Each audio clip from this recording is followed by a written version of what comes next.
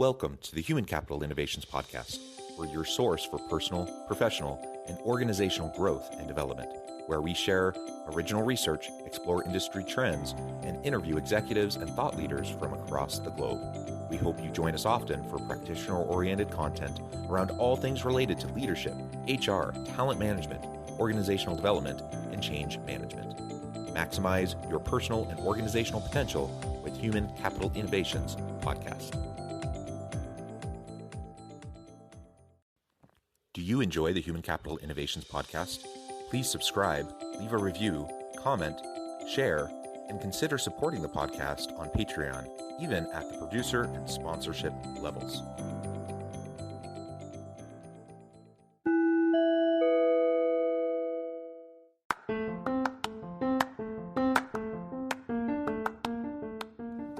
Welcome to the Human Capital Innovations Podcast. In this HCI podcast episode, I talk with Robin Henderson Wilson about leaning into our mindfulness journey to become a highly engaged leader.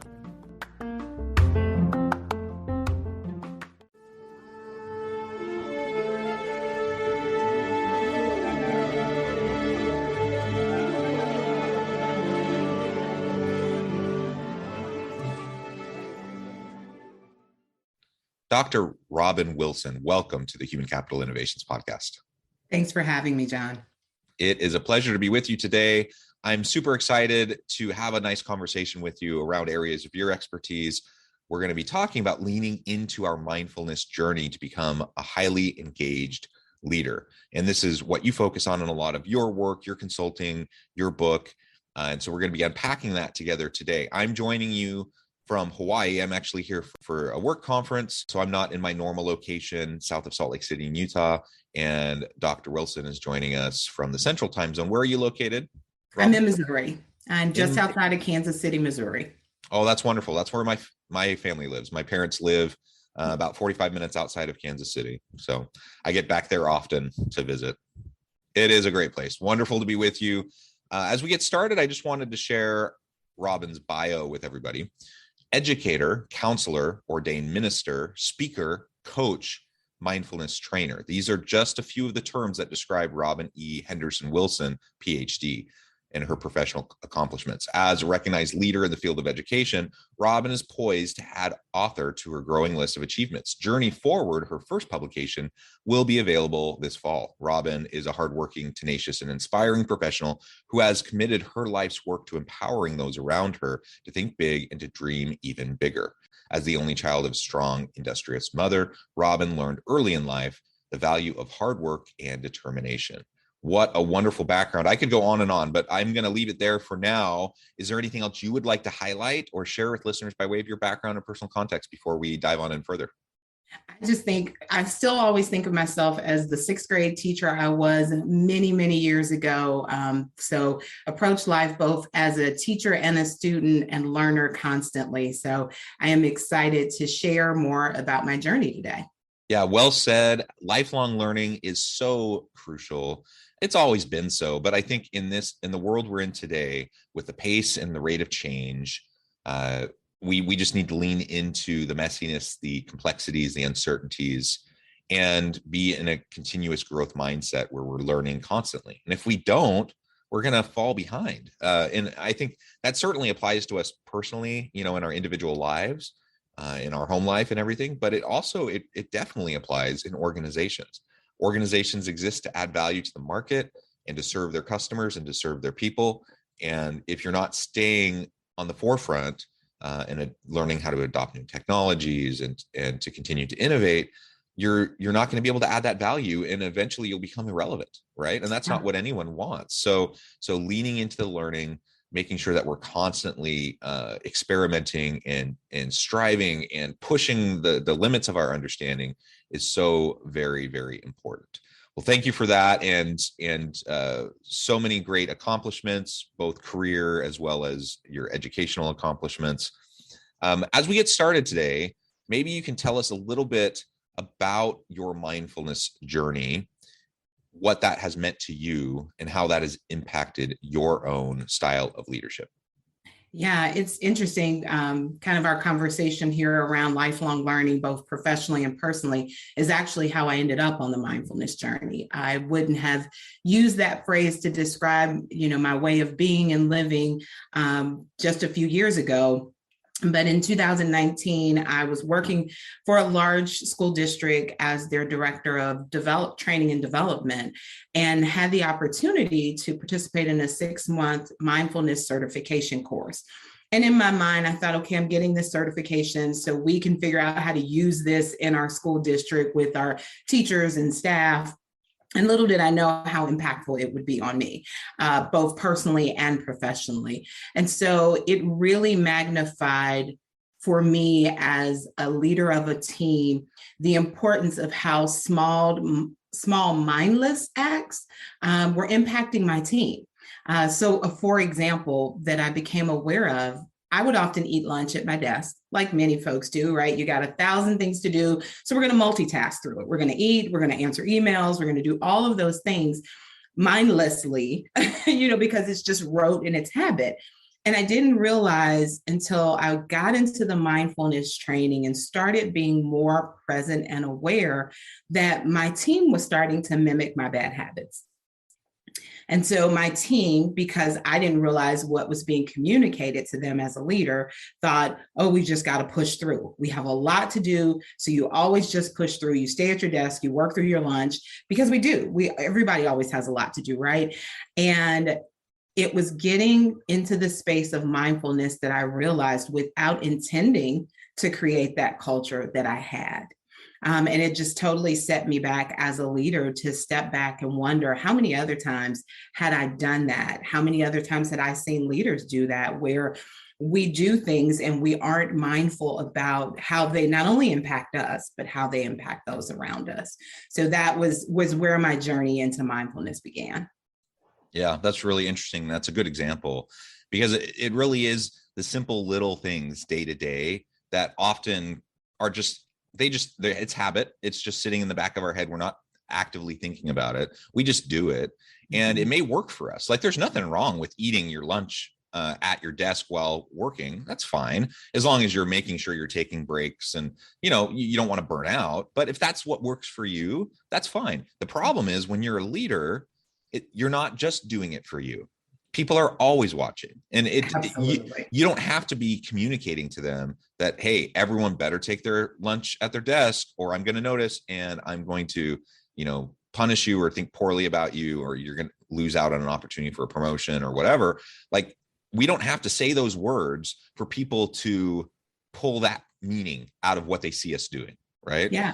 And it was just that little thing, right, that I could trace back to leaders I had worked alongside, that had done similar things, and knowing that that was never the intent of their actions, but it was the impact that the action had. Yeah. So we just have to be very aware that people are watching. And in this case, it's a rather simple thing. It's eating your lunch at your desk. Other people may have chosen to do that anyways. It's not the end of the world that people are mimicking that, but people don't need to do that. Like, they can go take a lunch. They can, and it's 1,000 other little things, right, that just start to build up. And then all of a sudden, we have these blind spots. We're not even paying attention to this. And unbeknownst to us, our people are frustrated. They're burned out. They're stressed. And they think that these are expectations that we have for them when we don't actually have them, right? And so we have to be mindful in terms of how we view our own experience in the day-to-day. We have to be aware and present about how it's impacting us. We also have to be mindful and present with our people and understanding how our actions are impacting them, right? And that's what it means to be a leader. And I've had this conversation with leaders before, and they're like, well, I can't control what other people think. They're going to think what they're going to think. And so I'm just going to do my thing, and I'll tell them if it's important. And if not, then I can't be held responsible for things that they do that I didn't tell them to do. That's the thing I hear leaders say sometimes. And while there's a certain logic to that, and I do understand where they're coming from, they're failing to understand and to recognize and to acknowledge just the fundamental principle of being a leader. And that is, everything you do is being communicated to your people, right? And you don't get to pick and choose. Like, if you think it's not a big deal, but everyone else around you thinks it's a big deal, guess what? It's a big deal. Yeah, And so you leadership have is to, everything. yep, absolutely. Yeah, there was a recent survey that I saw I talked about the top 3 reasons people were quitting their jobs. And one of them is, a couple are around not feeling valued or seen by their organization or their managers, and then not feeling a sense of belonging, right? And so if we take that approach as leaders of, well, how they interpret my actions isn't really my issue, not my problem, then that feeds into them not feeling like we see them or we hear them or we value them. And that's probably even more exacerbated now in our current context and world with all of the things that have gone on over the last 2 years. And so as leaders, we really do have not only a responsibility to the people we lead, but also ourselves as engaged leaders. We may think, and as I've become more of a practitioner of mindfulness, I realized that me eating my meal while multitasking, right, is not actually healthy for me. Because when you think about being able to listen to your body's cues about when it's full or when something you've eaten hasn't agreed with it, you miss that if you are also responding to emails and not paying attention and you just eat and eat. And so not being mindful moves beyond just our leadership of our people, but also how we lead ourselves. Yeah. Yeah. Well said. Something else I know you focus a lot of your time and attention on is the engaged leader. Tell us about the engaged leader and how that connects back to this conversation around mindfulness.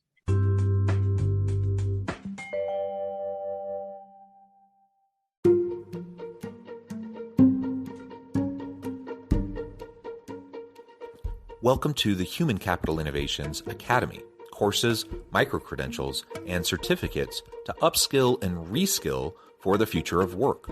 All HCI Academy courses, micro-credentials, and certificates are designed, developed, and delivered by award-winning and internationally renowned scholars, educators, thought leaders, executives, and practitioners. Our courses, micro-credentials, and certificates will help you make your mark on the future of work and make an immediate impact in your organizations. Check out the HCI Academy and our many course offerings and certificates to upskill and reskill for the future of work.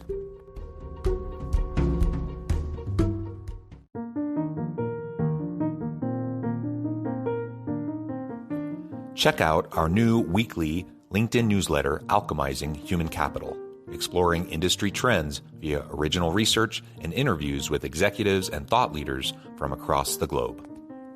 We look forward to having you join us.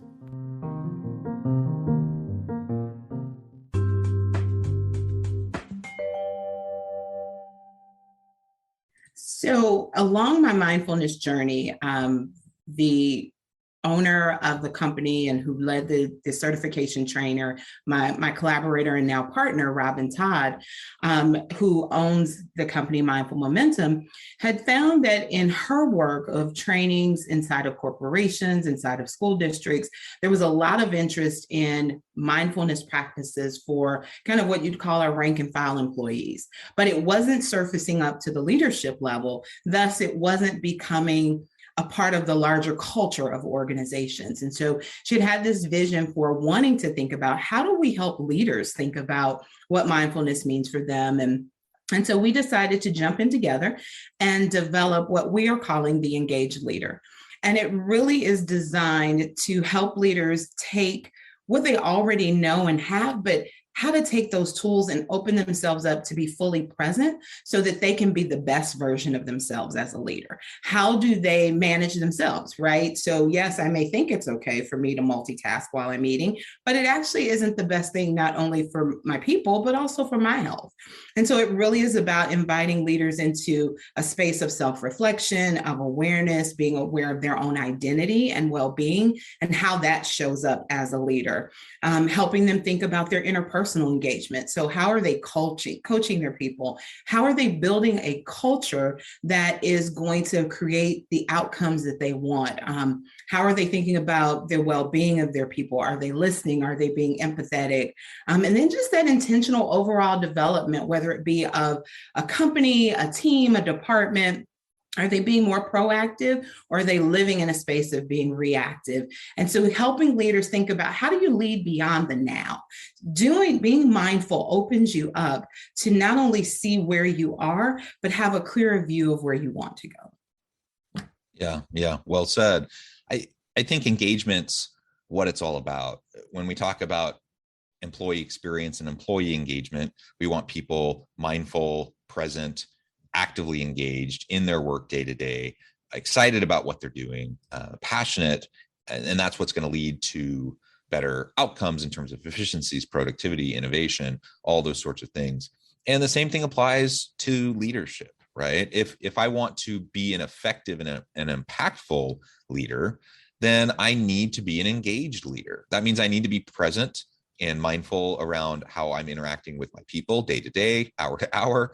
That means I need to be actively engaged and passionate about what I'm doing and sharing the vision of the unit, the division, the team, the organization with my people.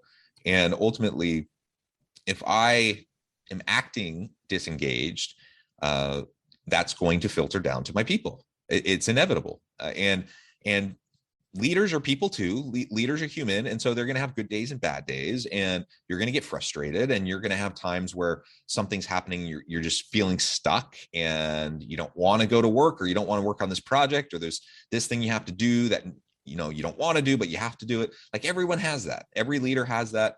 And, if you're a good leader and you see that in your people, you can support them. The question is, if that's happening for you, who's supporting you in doing that? Sometimes you have someone you report to that's going to provide that same level of support for you, but oftentimes not. And so we just have to be super, super present with ourselves to understand, like you were saying, with eating lunch at your desk, like, you just have to listen to your body cues. You have to see where you're at and how you're functioning and handling the situations.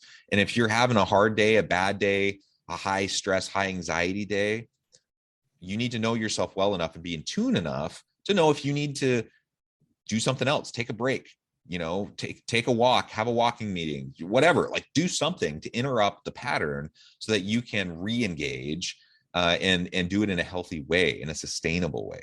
And if we can't do that, not only will that impact us, certainly our health, our physical, mental health, but also our leadership, and it's going to trickle down to our people. And then we're just not going to have the types of positive outcomes that we want. Yeah. And one of the things that appealed to me when I was going through the mindfulness certification training was, often people say things like, well, I don't have time to meditate. I don't have time to, and we're very much built around this idea of micro practices, right? That you can take 1 minute, just give yourself the space to be open to what's happening. Where are you in that moment, right? To your point, we as leaders have off days. We have bad days. We're human. It is not like we're in a bubble and all of what has happened in the world the last 2 years hasn't touched leaders. Absolutely. It's just the opposite. We've been deeply impacted, and we have to be aware of how that's impacting us. Some research that I saw recently talked about kind of leadership capacities around task management, self-care, and self-reflection being essential to effectiveness as a leader, and also our ability to relate to others and adapt to change. But it's not until we give ourselves permission to be fully in the moment and be okay with, wow, I've been on Zoom meetings all day long. I've been sitting in a chair for 5 consecutive hours. Let me just stop a moment, because I think that tension in my back probably is related to that. And so now when I give myself the ability to pay attention to intentionally what's going on with me, then I can be more aware and open of what's going on with the people on the other side of the screen for me. Yeah, absolutely. So now tell us a little bit about the connection between the engaged leader and your co-authored book that, as I understand, is forthcoming, Journey Forward. Tell us a little bit more about that book. So it actually is out and ready for purchase. And so the book is around this idea of projecting the life we want to have. It's really easy to ruminate on things of the past, to get stuck in how things aren't going like we want them to be. But how often do we give ourselves permission to just envision the life we want to have and to set ourselves up on a daily basis to look at life as if it has already happened?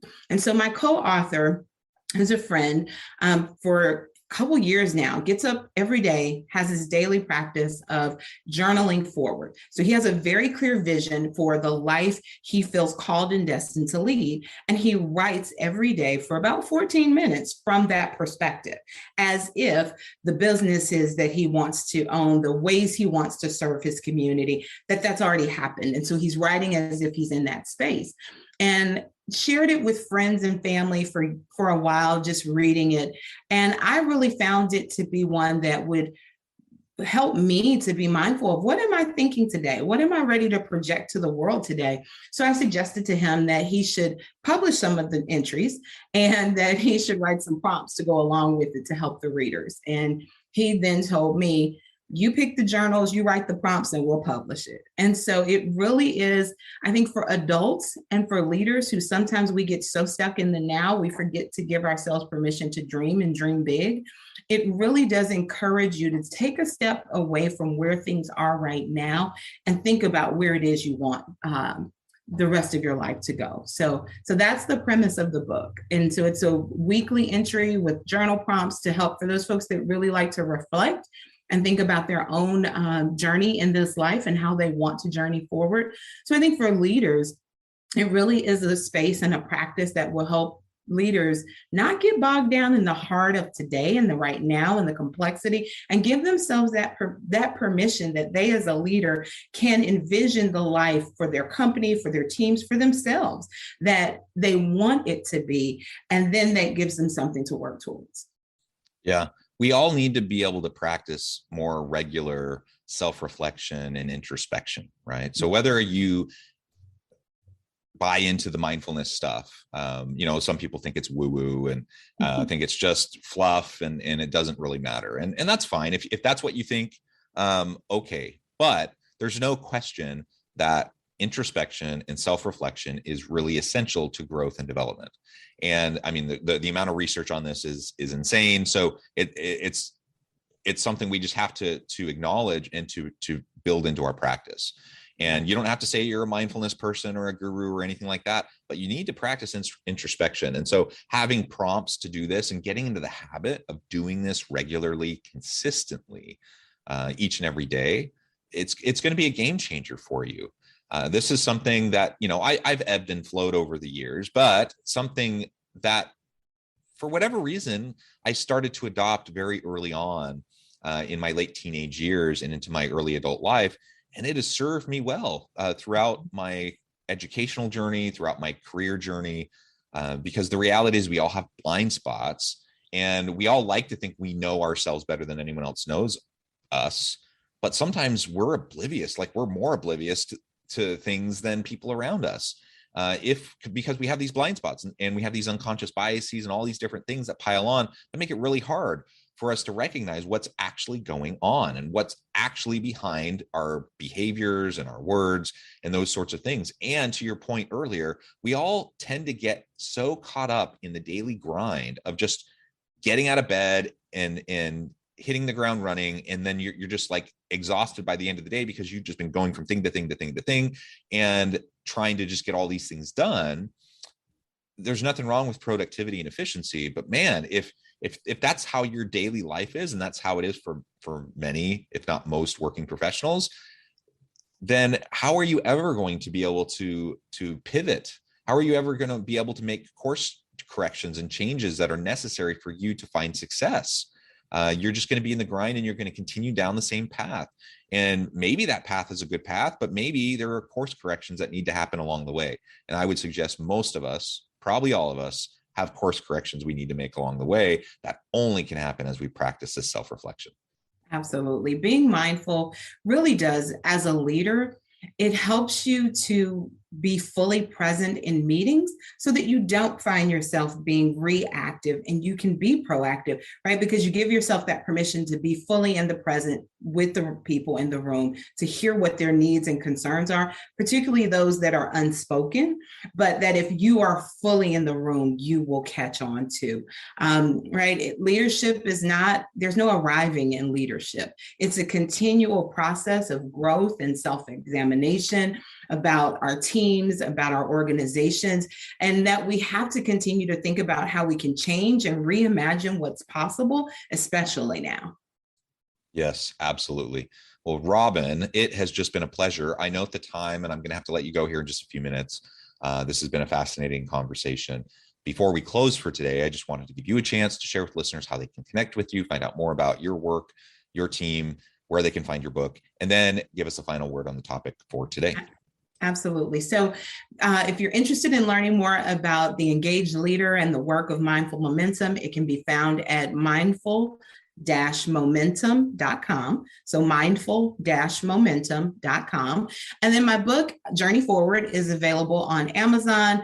So I would encourage people to pick it up. Would love to hear your thoughts and feedback, and encourage people to really think about envisioning the life that they want to have and not getting bogged down in the life they do have, and opening themselves up to be fully present so that they don't miss all of the wonderful things that are occurring around them daily. Wonderful. Thank you, Robin. It has been a pleasure. I encourage listeners to reach out, get connected, find out more about what Robin and her team can do for you. Check out the book. And as always, I hope everyone can stay healthy and safe, that you can find meaning and purpose at work each and every day. And I hope you all have a great week.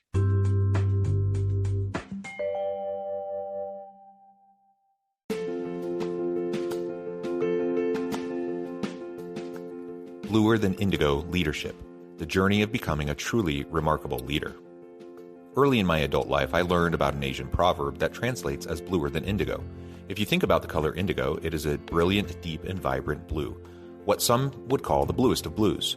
To have something that is bluer than indigo is rare and truly remarkable. Contrary to popular myth, there is no one-size-fits-all or cookie-cutter approach to effective leadership. There is no silver bullet, no secret sauce, no go-to model that will solve all of your problems. The truth is, great leaders have all had their unique strengths and flaws, and have all had to discover and then pave their own distinctive path in their life's journey to fulfill their leadership potential. Bluer Than Indigo Leadership will help you discover your own path and explore those ordinary, everyday actions that will help you respond to an uncertain future and produce extraordinary results for individuals, teams, and organizations.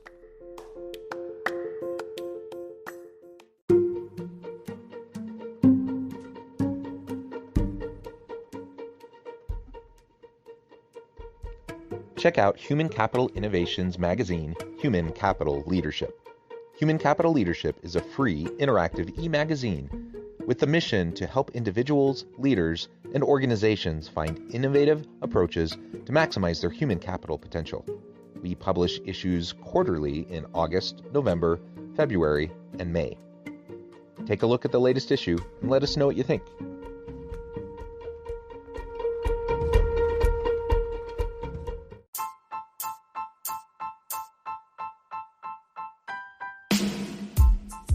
The Alchemy of Truly Remarkable Leadership. Ordinary, everyday actions that produce extraordinary results. Consider how the nature of work has shifted over the past 50 years. With increased globalization, rapid technological advancement, and the shift in economic composition, the average job of today looks very different than the average job of 50 years ago. What will the jobs and organizations of tomorrow look like? Moreover, what does this all mean for organizational leaders?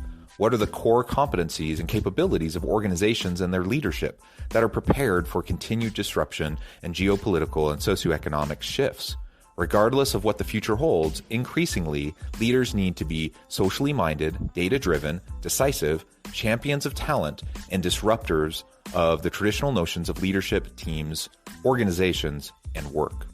The Alchemy of Truly Remarkable Leadership will help you to explore your own leadership competencies and capabilities and consider ways to apply and implement them into your workplace and personal life.